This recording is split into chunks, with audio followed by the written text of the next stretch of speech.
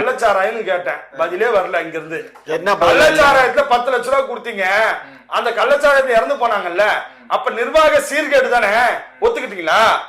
பதில் சொன்னீங்களா? எங்களால கள்ளச்சாராயத்தை தடுக்க முடியல, அந்த கள்ளச்சாராயத்தை குடிச்சு இறந்தவனுக்கு 10 லட்சம் ரூபாய் கொடுக்க முடியுது அப்படின்னு நீங்க சொல்லுங்க பாப்போம். இத்தனை கோடி பேர் வந்திருக்கிறாங்க, அதுல 80 பேர் இறந்த உடனே நிர்வாக சீர்கேடுனா இது எவ்வளவு? 80 பேர் கூட உயிர் தானுங்களா? 80 உயிர் சார், ஒரு உயிர் கூட உயிர் தான் சார். ஏர் ஷோல உயிர் இழந்ததுக்கு இவர்கள் பதவி விலகி இருக்கணும். ஏன் விலகல?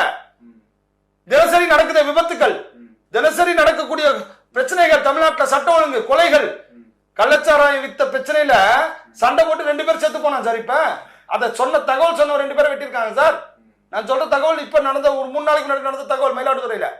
அப்ப தினசரி இந்த மாதிரி சட்ட ஒழுங்கு சீர்கேடுகள் நடந்துட்டு இருக்குதுல்ல. அதனால என்னவோ அந்த கும்பமேளால நடந்த நிகழ்வை 80 பேர் உயிரிழந்தது வருத்தத்துக்குரியது, வேதனைக்குரியது. அது நிர்வாக சீர்கேடுன்னு ஒட்டுமொத்தமா குறை சொல்ல முடியாது.